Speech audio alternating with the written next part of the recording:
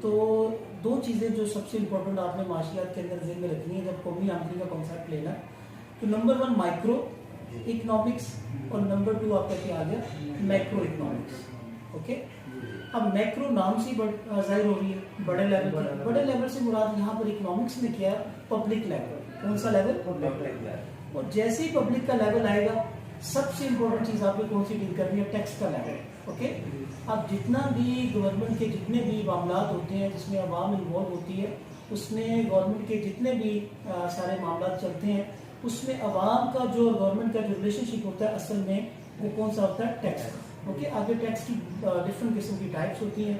اس میں direct tax ہے, indirect tax ہے. اوکے, جتنا بھی ہمارا انڈائریکٹ ٹیکس ہے وہ گورنمنٹ کا سب سے بڑا ریونیو ہے. سمجھیں اپنے جتنے بھی معاملات اس میں کرنے ہوتے ہیں پیسہ اکٹھا کرنے کے, اس میں جو انڈائریکٹ ٹیکس ہے وہ سب سے بڑا کیا ہے؟ سب سے بڑا ذریعہ ہے. اوکے, جتنے بھی ہمارے سیل ٹیکس ہوتے ہیں, جی ایس ٹی ٹیکس, جتنی بھی ہم پروڈکٹس ڈیلی یوز کی استعمال کرتے ہیں ہر چیز کے اوپر ہم کیا پے کرتے ہیں؟ ٹیکس پے کرتے ہیں. اوکے, آگے مختلف ٹائپ سے مزید ڈائریکٹ ٹیکس کا مطلب ہوتا ہے آپ سیلری پرسن ہے, ڈائریکٹلی گورنمنٹ آپ سے ٹیکس کاٹ لیتی ہے. اوکے, انڈائریکٹ کا مطلب کیا ہوتا ہے؟ جس میں 3 پارٹیز انوالو ہو جاتی ہیں. نمبر 1 جو ٹیکس پیئر ہے وہ آپ نے پے کرنا ہے اس بندے سے جس سے آپ اپنی پروڈکٹ اپنی چیز پرچیز کر رہے ہیں, اور آپ نے اس بندے کو پے کر دینا کس کے بہاف پہ؟ گورنمنٹ کے بہاف. اوکے, تو یہ آپ کا انڈائریکٹ ٹیکس میں کیا ہوتا ہے؟ 3 پارٹیز انوالو ہو جاتی ہیں. اوکے جی, اس کے بعد ہمارا کارپوریشن ٹیکس آ جاتا ہے. جتنی بھی فیکٹریز کا ٹیکس ہوتا ہے, بڑا بڑا ٹیکس ہوتا ہے, اس کو ہم کیا بول لیتے ہیں؟ کارپوریشن ٹیکس بول لیتے ہیں. پھر انہیریٹنس ٹیکس ہے, کیپٹل گین ٹیکس ہے, انکم ٹیکس ہے, پراپرٹی ٹیکس ہے. یہ ساری وہ ٹیکسز کی ٹائپس ہیں جس کی بیس پر آپ کیا کرتے ہیں؟ اپنا ریونیو اکٹھا کرتے ہیں, اور وہ ساری چیزیں ڈسکس ہوں گی کس میں؟ Macro level. اوکے جی, اس کے بعد ہمارا موسٹ امپورٹنٹ چیپٹر ہے زر. بیسکلی زر یا منی, یہ چیپٹر آپ کو پیسے کی یا زر کی اہمیت کے بارے میں بتائے گا. اوکے, کہ آج سے پہلے لوگ جب پیسہ نہیں تھا تو اس وقت لوگوں کو کس طرح سے مشکلات کا سامنا کرنا پڑتا تھا. مثال کے طور پر اگر پیسہ پہلے نہیں تھا تو لوگ کیا کرتے تھے؟ براہ راست جسے بارٹر سسٹم بولتے ہیں, بارٹر سسٹم کے تحت لوگ اپنی چیزوں کو, اپنی ضروریات کا تبادلہ کرتے تھے ایک دوسرے کے ساتھ.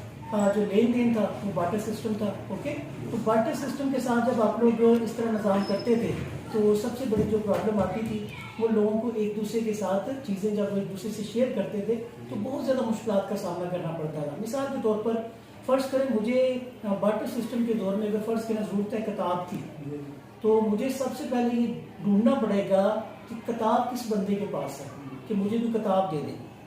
اب ہو سکتا ہے کہ جس بندے کے پاس کتاب موجود ہو وہ بندے کو ضرورت ہو پین کی, یا اس بندے کو ضرورت ہو LED کی, یا اس بندے کو ضرورت ہو ٹیبل کی. تو کیا کرنا پڑے گا؟ اب دونوں کی ضروریات کا میچ کرنا ضروری تھا.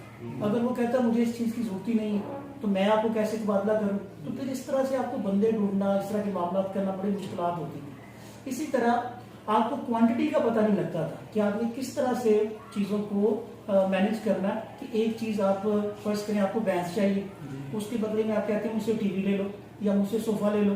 آپ کو کہے گا بھینس کا یا بکری کا یا کتے کا یا کسی بھی چیز کا, آپ اس کا موازنہ آپ کس طرح سے کریں گے؟ اس طرح سے آپ کو ضروریات تھی, مسئلے مسائل چل رہے تھے.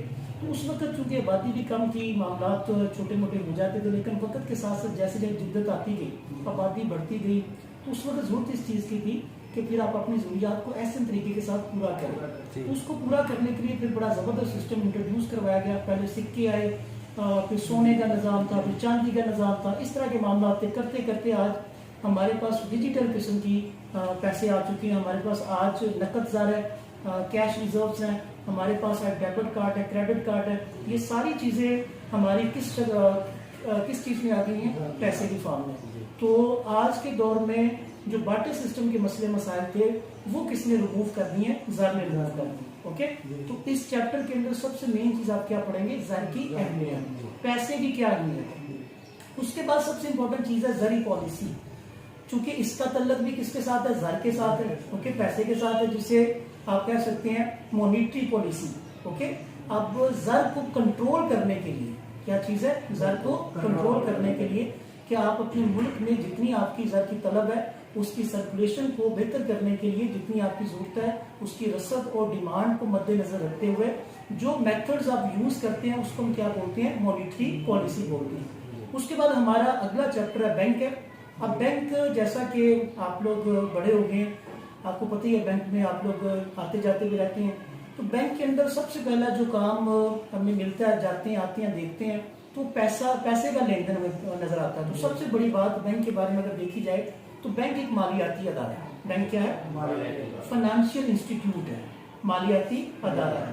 اب بینک کا کیا رول ہے ہماری اکانومی کے اندر؟ کیونکہ ہم اکنامکس پڑھ رہے ہیں تو معاشیات کے اندر بینک کا کیا رول ہے؟ اب معاشیات کا تعلق کس چیز کے ساتھ ہوتا ہے؟ پیسے کے ساتھ ہوتا ہے، وسائل کے ساتھ ہوتا ہے۔ تو بینک اپنا کس طرح سے کردار ادا کرتا ہے معاشرے کے اندر، معاشیت کس طرح سے اپنا رول پلے کرتا ہے اور بینک کس طرح سے اپنا رول پلے کرتا ہے، اس چیز کو آپ نے کیا کرنا ہے اس چیپٹر میں پڑھنا ہے۔ تو بینک ہماری معاشیات کے اندر، ہماری معاش کے اندر بہت زیادہ اہم کردار ادا کرتا ہے۔ جتنے بھی ہمارے تجارتی قسم کے بینک ہیں، اس کی مثال آپ اس طرح لے لیں، اب تجارت ہو رہی ہے، لین دین ہو رہا ہے، پیسے کی ٹرانزیکشنز ہو رہی ہیں، قرضے ہو رہے ہیں۔ اب زرعی ترقیاتی بینک ہیں، صنعتی ترقیاتی بینک ہے، دوسرے بینک ہے، یہ سارے کے سارے کیا کر رہے ہیں؟ یہ سارے اپنے اپنے شعبہ جات کو پروموٹ کرنے کے لیے، اگر زرعی ترقیاتی بینک ہے تو زر کے لحاظ سے، زراعت کے لحاظ سے اگر بینک کوئی فیسیلیٹیٹ کر رہا ہے کسانوں کو تو اس کا فائدہ کس کو ہو رہا ہے؟ ملک کی اکانومی کو ہو رہا ہے۔ اوکے، اگر قرضے مل رہے ہیں، سستے قرضے مل رہے ہیں، وہ ٹیوبویلز لگا سکیں گے، اوکے، وہ اپنی دوسری ضروریاتی زندگی کو پورا کر سکیں گے۔ اسی طرح صنعتی بینک ہے تو جتنی بھی ہماری مشینری ہوتی ہے، باقی چیزیں ہوتی ہے، زراعت، را مٹیریل سے جتنا بھی ہمارا مال فنش گڈس میں جاتا ہے، ورک ان پروسیس میں جاتا ہے، ان چیزوں کے لیے جو قرضے دیے جا رہے ہیں وہ بھی ہماری صنعت کو بہتری ہو رہی ہے۔ تو صنعت اگر پھلے پھولے گی تو فائدہ کس کا ہوگا؟ ہمارے ملک کا فائدہ ہوگا، ہماری معاشیات بہتر ہوگی، ہمارا ملک معاشی اعتبار سے کیا کرے گا؟ ترقی کرے گا۔ تو آپ یہاں سے بھی اندازہ لگائیں کہ آج بینک کا کردار اتنا واضح ہو گیا کہ بینک ہمارے ملک میں معاشی طور پر معاشی ترقی کے لیے اپنا کردار ادا کر رہا ہے۔ اوکے، جتنا بھی لین دین ہے، جتنا بھی آن لائن بینکنگز ہیں، جتنے بھی ہمارے پروجیکٹس ہیں، لائک جس طرح آپ اسٹوڈنٹس ہیں، آج آپ لوگ اپنی ایڈمیشن فارمز تک بینک میں جمع کرواتے ہو، اپنی فیسز تک آپ بینک میں جمع کرواتے ہو، جتنے بھی آپ کی آؤٹ آف کنٹری سے آپ کو زر مبادلہ آتا ہے، جتنا بھی پیسہ آتا ہے فورن ایکسچینج، اس کا تبادلہ، آپ کی ٹرانزیکشنز ہونا، پیسہ آنا، پیسہ یہاں سے جانا، ہنڈی کے معاملات، چیک کے معاملات، وہ سارے کے سارے آپ کس کے تھرو کرتے ہیں؟ بینک کے تھرو کرتے ہیں۔ تو آپ یہاں سے اندازہ لگائیں کہ ہماری ڈیلی روٹین میں، چاہے وہ بزنس کی لائف ہے، چاہے دوسرے معاملات ہیں، اس میں بینک کا کتنا کردار ہے جو ہماری ترقی کے لیے، ملک کی معاشی ترقی کے لیے بہت زیادہ اہم کردار ادا کرتا ہے۔ اس میں آپ نے تجارتی بینکوں کا رول، کہ جتنے بھی تجارتی بینک ہیں، اوکے، ان کا کیا رول ہے، اور اس کے بعد جو سب سے بڑا بینک ہے ہمارا مرکزی بینک، اس کا کیا رول ہے؟ مرکزی بینک سے مراد ہوتا ہے آپ کا اسٹیٹ بینک، جو اسٹیٹ بینک آف پاکستان ہے، وہ کس طرح سے ملک کی ترقی میں اپنا کردار ادا کرتا ہے، اس چیز کو اپنے مد نظر رکھنا ہے۔ اوکے، تو مرکزی بینک کا رول، اور اس کے بعد آپ کیا کہیں گے؟ تجارتی بینک کا رول، اس چیز کو آپ نے مد نظر رکھتے ہوئے اس چیز کو آپ نے دیکھنا ہے۔ ویڈیو پاس کریں گے۔